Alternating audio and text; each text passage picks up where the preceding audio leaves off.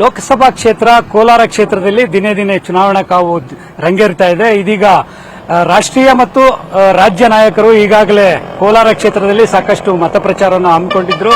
ಇವತ್ತು ಕೋಲಾರ ಜಿಲ್ಲೆಯ ಬಂಗಾರಪೇಟೆ ಕ್ಷೇತ್ರದಲ್ಲಿ ಸ್ವತಃ ಸಿದ್ದರಾಮಯ್ಯನವರು, ಉಪಮುಖ್ಯಮಂತ್ರಿ ಡಿಕೆ ಶಿವಕುಮಾರ್ ಅವರು ತಮ್ಮ ರೋಡ್ ಶೋ ನಡೆಸಿ ನಂತರ ಪ್ರಚಾರ ಭಾಷಣ ಮಾಡಲಿದ್ದಾರೆ. ಈ ಕುರಿತಂತೆ ಮಾತಾಡಲಿಕ್ಕೆ ನಮ್ಮೊಂದಿಗೆ ಬಂಗಾರಪೇಟೆ ಶಾಸಕರಾದಂತಹ ಎಸ್.ಎನ್. ನಾರಾಯಣಸ್ವಾಮಿ ಅವರಿದ್ದಾರೆ. ಅವರನ್ನೇ ಕೇಳೋಣ. ಸರ್, ಇವತ್ತಿನ ಕಾರ್ಯಕ್ರಮ ಏನು ವಿಶೇಷ, ಏನೇನಿರುತ್ತೆ? ಇವತ್ತು ಕಾರ್ಯಕ್ರಮದಲ್ಲಿ ಗೌರವಾನ್ವಿತ ಮುಖ್ಯಮಂತ್ರಿಗಳು, ಉಪಮುಖ್ಯಮಂತ್ರಿಗಳು, ಉಸ್ತುವಾರಿ ಮಂತ್ರಿಗಳಾದ ಬಿ ಎಸ್ ಸುರೇಶ್ ಅವರು, ಈ ಒಂದು ಕ್ಷೇತ್ರದ ಕೋಲಾರ ಕ್ಷೇತ್ರದ ಎಲ್ಲ ಶಾಸಕರು ಭಾಗವಹಿಸಿದ್ದಾರೆ. ಸುಮಾರು 15,000 ಜನ ಸೇರುವ ನಿರೀಕ್ಷೆ ಇದೆ. ಇವತ್ತು ಬಹಳ ಒಳ್ಳೆಯ ಒಂದು ಸ್ಪಂದನೆಯನ್ನು ಈ ತಾಲೂಕಲ್ಲಿ ಸಿಗ್ತಾ ಇದೆ. ಈಗಾಗಲೇ ನಾವು 8 ಕಾರ್ಯಕ್ರಮ ಮಾಡಿದ್ದೀವಿ. ಎಲ್ಲ ಕಾರ್ಯಕ್ರಮಗಳಲ್ಲೂ ಕೂಡ ಜನ ಕಾಂಗ್ರೆಸ್ ಪರವಾಗಿದ್ದಾರೆ. ಇವತ್ತು ಮಾಡತಕ್ಕಂಥ ಈ ರ್ಯಾಲಿಗೆ ಸುಮಾರು 15,000ಕ್ಕೂ ಮೇಲ್ಪಟ್ಟು ಜನ ವಾಲಂಟಿಯರ್ ಬಂದು ಸಿದ್ದರಾಮಣ್ಣವರಿಗೆ ನಮ್ಮ ಬೆಂಬಲವನ್ನು ವ್ಯಕ್ತಪಡಿಸುತ್ತೇವೆ, ನಿಮ್ಮೊಟ್ಟಿಗೆ ನಾವಿದ್ದೇವೆ ಅನ್ನೋ ಸಾರುವಂತ ಕೆಲಸವನ್ನು ಮಾಡ್ತಾ ಇದ್ದಾರೆ. ಈಗ ಚುನಾವಣೆಗೆ 4 ದಿನ ಮಾತ್ರ ಬಾಕಿ ಇದೆ. ಹೇಗಿದೆ ಸರ್ ಈಗ ಪರಿಸ್ಥಿತಿ? ಒಂದು ಕಡೆ ಜೆಡಿಎಸ್, ಬಿಜೆಪಿ ಒಂದಾಗಿದ್ದಾರೆ.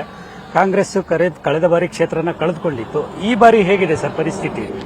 ನೋಡಿ, ಈ ಬಾರಿ ಕ್ಷೇತ್ರದಲ್ಲಿ, ಕೋಲಾರ ಕ್ಷೇತ್ರದಲ್ಲಿ ಬಹಳ ಚೆನ್ನಾಗಿದೆ. ವಿಶೇಷವಾಗಿ ನಾನು ಮೊನ್ನೆ 3 ದಿವಸ ಹಿಂದೆ ಬಲಗೈ ಸಮುದಾಯದ ಬೃಹತ್ ಸಭೆಯನ್ನು ಮಾಡಿದೆ.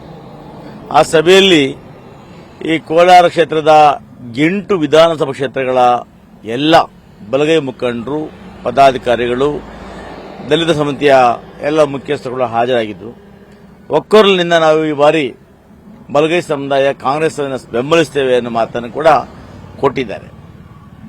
ಹಾಗಾಗಿ ಈ ಬಾರಿ ಬಲಗೈ ಸಮುದಾಯದ ಒಟ್ಟಿಗೆ ಅಲ್ಪಸಂಖ್ಯಾತರು, ಹಿಂದುಳಿದವರು ಮತ್ತು ಬೇರೆಯವರ ಮತಗಳು ಕೂಡ ಕಾಂಗ್ರೆಸ್ಗೆ ವರದಾನವಾಗಲಿದೆ. ಅಭ್ಯರ್ಥಿ ಉತ್ತಮರಿದ್ದಾರೆ. ಮೋದಿ ಏನು 10 ವರ್ಷಗಳಲ್ಲಿ ಮಾಡತಕ್ಕಂಥ ಶೂನ್ಯ. ಹಾಗಾಗಿ ಈ ಬಾರಿ ಮೋದಿಯನ್ನು ಬದಲಾಯಿಸಬೇಕು ಅಂತೇಳಿ ಜನ ಬಯಸ್ತಾ ಇದ್ದಾರೆ. ಇದಿಷ್ಟು ಬಂಗಾರಪೇಟೆ ಶಾಸಕರಾದಂತಹ ಎಸ್.ಎನ್. ನಾರಾಯಣಸ್ವಾಮಿ ಅವರ ಮಾತು. ಈ ಬಾರಿ ಕ್ಷೇತ್ರದಲ್ಲಿ ಕಾಂಗ್ರೆಸ್ ಗೆಲುವು ಖಚಿತ ಅಂತ ಹೇಳಿ ಸ್ಪಷ್ಟವಾದ ಮಾತುಗಳಲ್ಲಿ ಹೇಳ್ತಾ ಇರುವಂತದ್ದು. ಕ್ಯಾಮರಾ ಪರ್ಸನ್ ಶಿವಾನ್ ಜೊತೆ Sameer, news first, Kolar. News first, ನಿರ್ಭೀತಿಯಿಂದ ನಿಮ್ಮ ಪರವಾಗಿ.